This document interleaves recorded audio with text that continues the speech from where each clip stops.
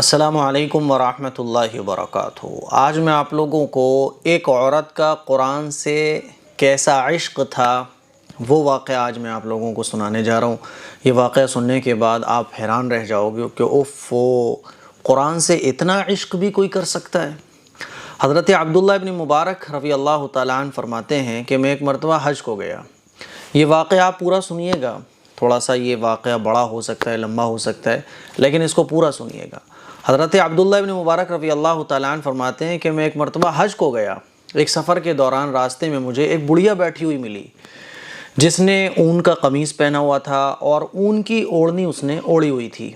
میں نے اسے سلام کیا تو اس نے جواب میں کہا سلام قولا من رب الرحیم۔ میں نے پوچھا اللہ تم پر رحم کرے، یہاں کیا کر رہی ہو؟ کہنے لگی من یضلل اللہ فلا ہادی لہ، کہ جسے اللہ گمراہ کر دے اس کا کوئی رہنما نہیں ہوتا۔ میں سمجھ گیا کہ وہ راستہ بھول گئی ہے، اسی لیے میں نے پوچھا کہاں جانا چاہتی ہو؟ تو اس نے جواب میں کہا سبحان الذی اسری بعبدہ لیلا من المسجد الحرام الی المسجد الاقصی، پاک ہے وہ ذات جو اپنے بندے کو رات کے وقت مسجد حرام سے مسجد اقصی تک لے گئی۔ میں سمجھ گیا کہ وہ حج ادا کر چکی ہے اور بیت المقدس جانا چاہتی ہے۔ میں نے پوچھا کب سے یہاں بیٹھی ہو؟ کہنے لگی ثلاث لیال سویہ، پوری 3 راتیں۔ میں نے کہا تمہارے پاس کچھ کھانا وغیرہ نظر نہیں آ رہا، کھاتی کیا ہو؟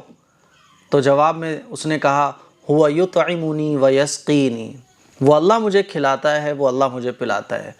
میں نے پوچھا وضو کس چیز سے کرتی ہو؟ کہنے لگی فتیمموا صعیدا طیبا، پاک مٹی سے تیمم کر لو جب پانی نہ پاؤ۔ میں نے کہا میرے پاس کچھ کھانا ہے، کھاؤ گی؟ جواب میں اس نے کہا اتم الصیام الی اللیل، رات تک روزوں کو پورا کرو۔ میں نے کہا یہ رمضان کا تو زمانہ نہیں ہے۔ بولی ومن تطوع خیرا فإن اللہ شاکر علیم، اس آیت کا ترجمہ ہے اور جو بھلائی کے ساتھ نفلی عبادت کرے تو اللہ شکر کرنے والا اور جاننے والا ہے۔ یعنی وہ عورت جو ہے نا، وہ بڑھیا جو بیٹھی ہوئی تھی، حضرت عبداللہ ابن مبارک رضی اللہ تعالیٰ عنہ جو بات اس سے پوچھ رہے تھے وہ اس کے جواب میں قرآن کی آیت پڑھ رہی تھی، وہ جواب دے رہی تھی قرآن کی آیت پڑھ کر۔ کوئی بھی سوال اس سے وہ پوچھتے تھے وہ جواب میں قرآن کی آیت پڑھتی تھی، اسی میں جواب دے دیا کرتی تھی۔ حضرت عبداللہ ابن مبارک رضی اللہ تعالیٰ عنہ فرماتے ہیں میں نے کہا تم میری طرح کیوں بات نہیں کرتی؟ جواب ملا ما یلفظ من قول الا لدیہ رقیب عتید، انسان جو بات بھی بولتا ہے اس کے لیے ایک نگہبان فرشتہ مقرر ہے، وہ اس بولی ہوئی بات کو لکھ لیتا ہے۔ میں نے پوچھا تم ہو کون، کون سے قبیلے سے ہو؟ کہنے لگی لا تقف ما لیس لک بہ علم، جس بات کا تمہیں علم نہیں اس کے پیچھے مت پڑو۔ میں نے کہا معاف کرنا مجھ سے کوئی غلطی ہوئی ہو؟ تو بولی لا تثریب علیکم اليوم یغفر اللہ لکم، آج تم پر کوئی ملامت نہیں ہے، اللہ تمہیں معاف کرے۔ میں نے کہا اگر چاہو تو میری اونٹنی پر سوار ہو جاؤ اور اپنے قافلے سے جا ملو۔ کہنے لگی وما تفعلوا من خیر یعلمہ اللہ، تم جو بھلائی بھی کرو اللہ اسے جانتا ہے۔ میں نے یہ سن کر اپنی اونٹنی کو بٹھا دیا، مگر سوار ہونے سے پہلے وہ بولی قل للمؤمنین یغضوا من ابصارہم، کہ مومنوں سے کہو کہ وہ اپنی نگاہیں نیچی رکھیں۔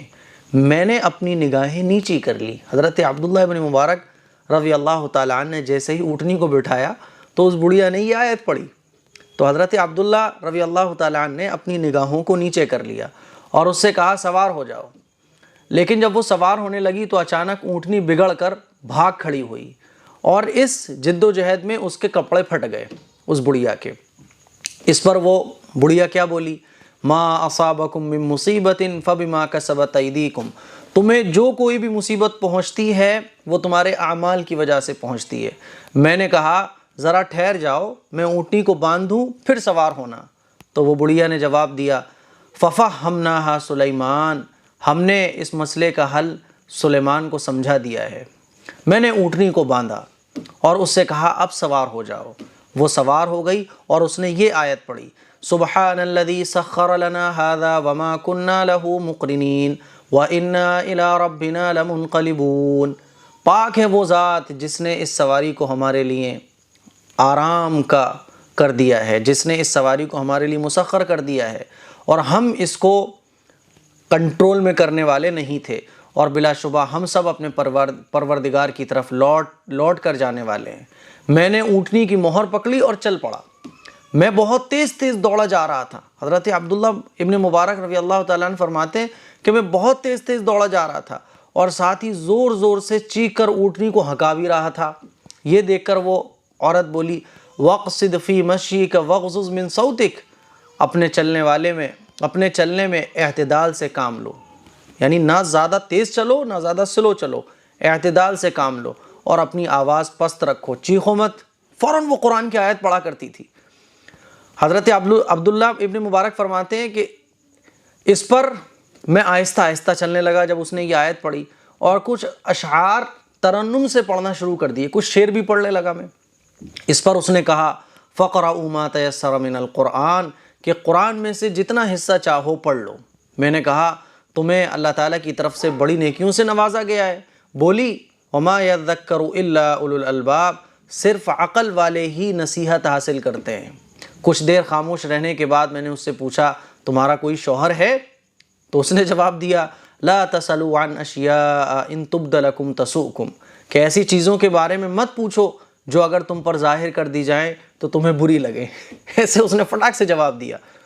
حضرت عبداللہ ابن مبارک فرماتے ہیں کہ اب میں خاموش ہو گیا، اور جب تک قافلہ نہیں مل گیا میں نے اس سے کوئی بات نہیں کی۔ قافلہ سامنے آ گیا تو میں نے اس سے کہا یہ قافلہ جو سامنے آ گیا ہے اس میں تمہارا کون ہے؟ تو کہنے لگی المال والبنون زینت الحیات الدنیا، کہ مال اور بیٹے دنیاوی زندگی کی زینت ہے۔ میں سمجھ گیا کہ قافلے میں اس کے بیٹے موجود ہیں۔ میں نے پوچھا کہ قافلے میں ان کا نام کیا ہے؟ بولی وعلامات وبالنجم هم یہتدون، علامتیں ہیں اور ستارے ہی سے وہ راستہ معلوم کرتے ہیں۔ میں سمجھ گیا کہ اس کے بیٹے قافلے کے رہبر ہیں۔ چنانچہ میں اسے لے کر خیمے کے پاس پہنچا اور پوچھا خیمے آ گئے ہیں، اب بتاؤ تمہارا بیٹا ان میں سے کون ہے؟ کس خیمے میں تمہارا بیٹا ہے؟ کہنے لگی وَاتَّخَذَ اللَّهُ إِبْرَاهِيمَ خَلِيلًا وَكَلَّمَ اللَّهُ مُوسَىٰ تَكْلِيمًا يَحْيَىٰ خُذِ الْكِتَابَ بِقُوَّةٍ۔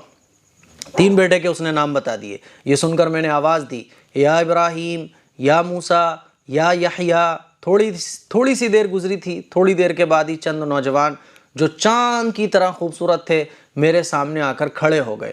جب ہم اطمینان سے بیٹھ گئے تو اس عورت نے اپنے بیٹوں سے کہا فَبَعَثُوا أَحَدَكُمْ بِوَرِقِكُمْ هَٰذِهِ إِلَى الْمَدِينَةِ فَلْيَنظُرْ أَيُّهَا أَزْكَىٰ طَعَامًا فَلْيَأْتِكُمْ بِرِزْقٍ مِّنْهُ۔ اس آیت کا ترجمہ ہے اب اپنے میں سے کسی کو یہ روپیے دے کر شہر کی طرف بھیجو، پھر وہ تحقیق کرے کہ کون سا کھانا زیادہ پاکیزہ ہے تو اس میں سے تمہارے واسطے کچھ کھانا لے آئے۔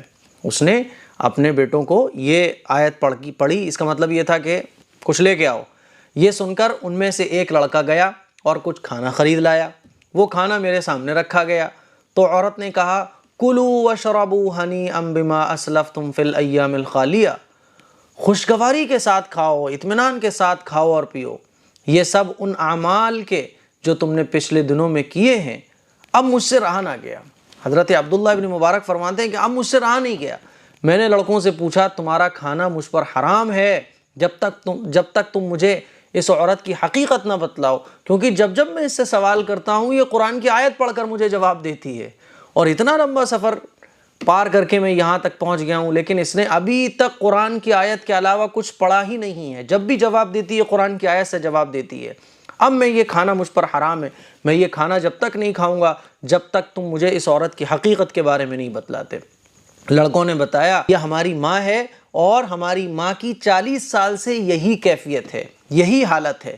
40 سال سے اس نے قرآن کی آیت کے علاوہ کوئی جملہ اپنی زبان سے نہیں بولا ہے، اور یہ پابندی اس نے اپنے اوپر اس لیے لگائی ہے کہ کہیں زبان سے کوئی ناجائز یا نامناسب یا غلط بات نہ نکل جائے جس سے اللہ ناراض ہو جائے، جو اللہ کو ناراض کرنے کا سبب بنے۔ میں نے کہا ذَلِكَ فَضْلُ اللَّهِ يُؤْتِيهِ مَن يَشَاءُ وَاللَّهُ ذُو الْفَضْلِ الْعَظِيمِ۔ بھئی یہ تو اللہ کا انعام ہے، اللہ جس کو چاہتا ہے عطا فرماتا ہے۔ تو وہ عورت 40 سال سے قرآن کی آیتوں کے ذریعے بات کرتی تھی، صرف اس وجہ سے کہ زبان سے نامناسب بات نہ نکلے، زبان سے غلط لفظ نہ نکلے، کوئی زبان سے ایسا جملہ نہ نکلے جو اللہ کی ناراضگی کا سبب بن جائے۔ اللہ اکبر۔ حیران رہ گئے ہوں گے نا آپ. میں نے بھی جب یہ واقعہ پڑھا تو میں بھی حیران رہ گیا کہ اس درجے کی متقی وہ عورت تھی. ہم تو چلیں ہم قرآن نہیں پڑھ سکتے ہمیشہ، یہ تو مشکل عمل ہے نا، یہ تو بہت پہنچے ہوئے لوگ ہوتے ہیں جن کی زندگی صرف اور صرف اللہ کی رضا کے لیے گزرتی ہے، وہ اس مقام پر پہنچ جاتے ہیں. ہم اور آپ یہ نہیں کر سکتے تو کم اتنا تو کر سکتے ہیں نا کہ چغلی نہ کریں، جھوٹ نہ بولیں، غیبت نہ کریں، روزانہ قرآن پڑھ لیں، اتنا تو کر ہی سکتے ہیں نا.